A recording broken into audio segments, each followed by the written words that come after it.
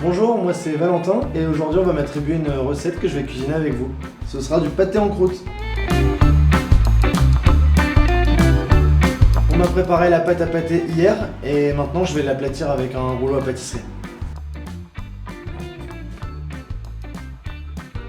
Donc pour que la pâte ne colle pas au rouleau, on met un peu de farine un peu partout sur la pâte. Alors une fois que la pâte a été aplatie, on va se servir du moule à pâté comme gabarit. On va donc découper la partie principale qui va servir à faire le fond du pâté.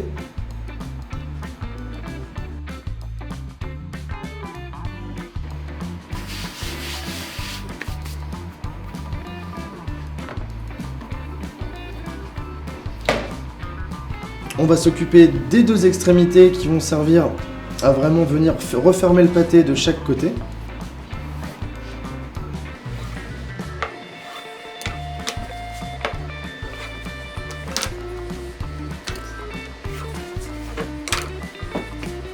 Et enfin, on va s'occuper du chapeau ou du couvercle qui permettra de venir refermer le pâté une fois qu'on l'aura garni.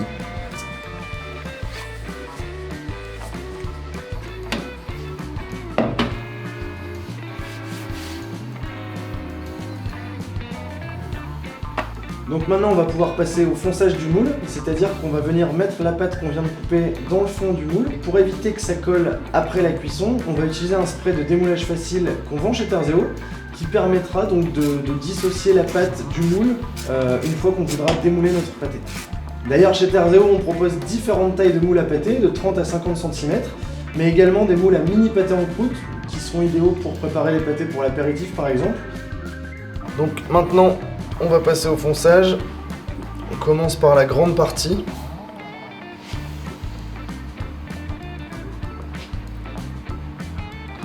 Le tout, c'est de bien faire un angle droit en bas du moule pour que ça soit vraiment uniforme à la cuisson. Donc on se sert d'un peu d'eau pour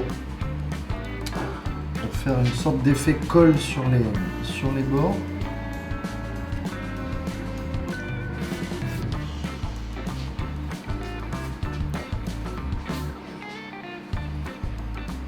Là, je scelle bien les extrémités avec de l'eau. Il faut vraiment éviter les fuites au maximum. Donc maintenant que le moule a été foncé avec la pâte, on va pouvoir venir le garnir avec une farce à base de sanglier, faisan, veau, mais libre à vous d'utiliser d'autres types de viande pour réaliser votre farce. Là, je mets un premier étage de farce. Je vais venir y mettre quelques pistaches. Ensuite, je vais venir déposer les magrets de faisan qui ont été marinés à l'armagnac.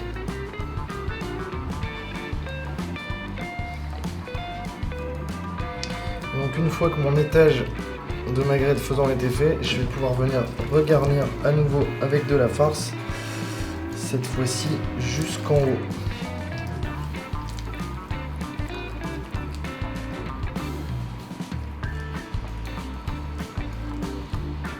Venir remettre quelques pistaches. On enfonce un petit peu dans la couche de farce. J'appuie bien la farce pour que ce soit bien compact et qu'on ait le moins de trous possible après cuisson. Maintenant qu'on a garni le pâté, on va pouvoir procéder à la fermeture avec le couvercle de pâte qu'on avait préparé au début. Je vais commencer par couper le surplus de pâte. Moi j'utilise des couteaux Swibo de chez Victorinox qui sont vraiment faciles à aiguiser et faciles à utiliser.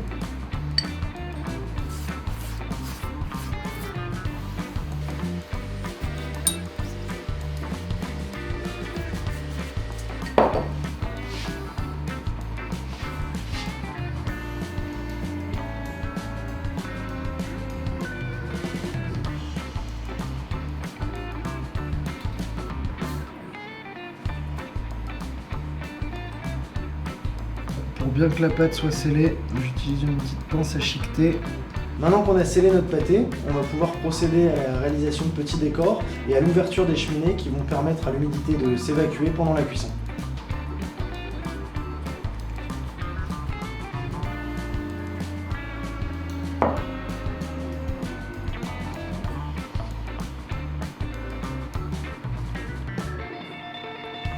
Là, je commence ma dorure pour faire coller les cheminées sur les trous qu'on vient de percer.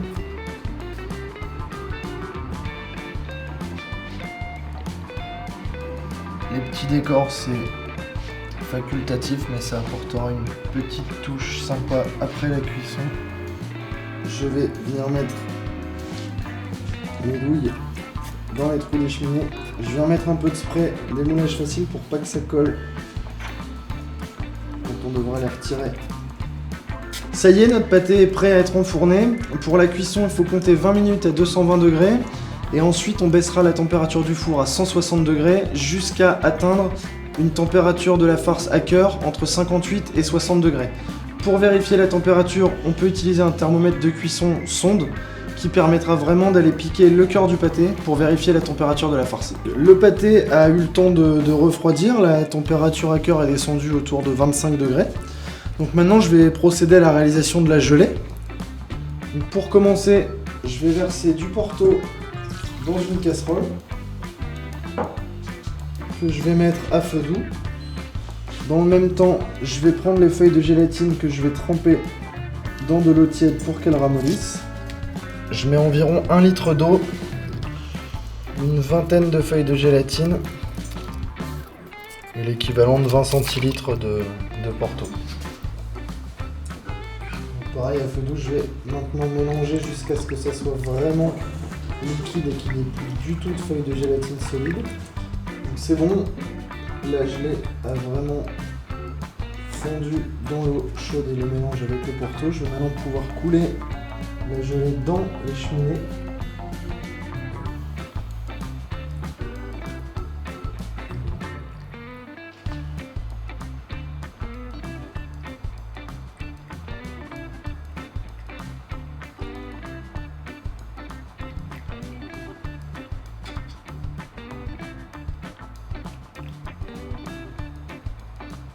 Voilà, donc là on est arrivé tout en haut, donc on voit que la gelée est vraiment au niveau le plus haut du pâté. Et maintenant on va pouvoir le laisser reposer jusqu'à ce que la gelée fige. Et dans un dernier temps on viendra donc enlever le moule pour démouler le pâté en croûte et pouvoir le couper pour le déguster. Merci à tous d'avoir regardé cette vidéo. Vous pouvez retrouver la recette intégrale sur le site terzeo.fr ainsi que bien d'autres recettes. A bientôt!